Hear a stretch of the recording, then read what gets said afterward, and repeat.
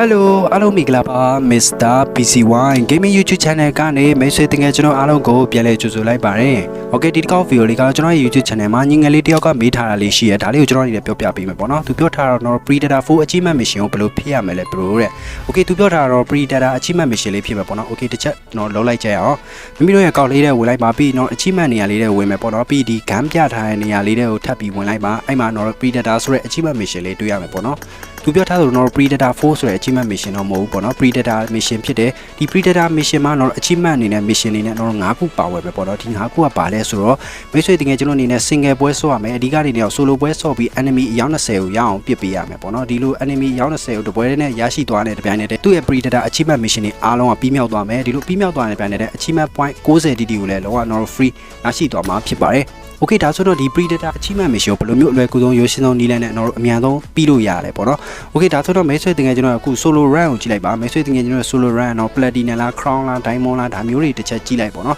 ကဲလို့မိတ်ဆွေတကယ်ကျွန်တော်ဒီလိုအမှတ်တွေမှာရောက်နေမယ်ဆိုရင်အတက်နိုင်ဆုံးတော့အမှတ်တွေကို short ချပြီးဆော့ရမယ်ပြောရမယ်ဆိုရင်တော့ဗျာကျွန်တော် solo single ပွဲတွေဆော့ပြီးကျွန်တော်စင်းတွေပါလှုပ်လိုက်ပါဗျာအမှတ်တွေတော်တော်များများကြောက်အောင်လည်းလှုပ်လို့ရတယ်ဒီလိုမှမဟုတ်ဘူးမိတ်ဆွေတကယ်ကျွန်တော်အနေနဲ့လုံးဝတော့အမြန်ဆုံးကြားကျင်တယ်ဆိုရင်မိတ်ဆွေတကယ်ကျွန်တော်ရဲ့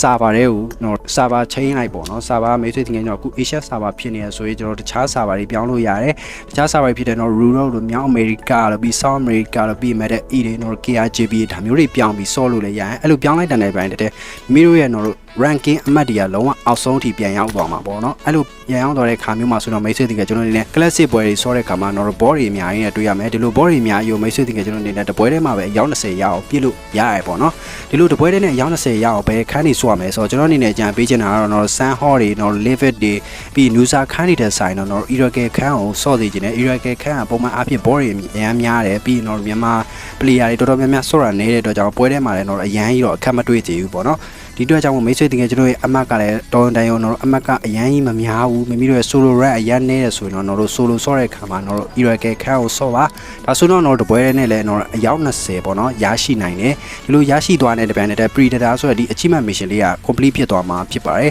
achievement mission လည်းပြည့်သွားပြီဆိုရင်တော့ achievement point တွေကလည်းတော့90ခုထိတီကိုရရှိမှာဖြစ်ပါတယ်ဒီအတွက်ကြောင့်မို့ဒီ achievement mission လေးလည်းမစိုးလို့တော့ပြောလို့ရတယ်ပေါ့နော်ဒါလူတော်တော်များများတော့ဒီ PUBG mobile စဆော့ကြတဲ့တော့ enemy အယောက်20ကတော့ရရှိပြီးသားဖြစ်တယ်ကျွန်တော်ဆိုလဲရတာတော်တော်လေးကြာသွားပြီပေါ့နော်Okay ပါဒါဆိုတော့မိတ်ဆွေတကယ်ကျွန်တော်အနေနဲ့ဒီ Predator ဆိုတဲ့ achievement mission လေးကြောင်းနားလည်ရလားတကယ်လို့မိတ်ဆွေတကယ်ကျွန်တော်ကဒီ Predator achievement mission ကို complete ဖြစ်သွားရဲဆိုရင်ကျွန်တော်ရဲ့ဒီ video ရဲ့ comment မှာဝင်ရောက်ပြောကြားလို့ရပါတယ်Okay ပါဒီ video လေးကတော့ဒီလောက်ပါပဲเนาะဒီ video လေးကိုကြိုက်နေတတ်တယ်ဆိုရင်မိတ်ဆွေတကယ်ကျွန်တော်အနေနဲ့ like subscribe ပြုလုပ်နေပါတယ်ကြည့်ကြအားပေးကြရင်မိတ်ဆွေတကယ်ဒုတိယချင်းများကျေးဇူးတင်ပါတယ်နောက် video မှာပြန်တွေ့ကြမယ်เนาะကဲအားလုံးပဲ bye bye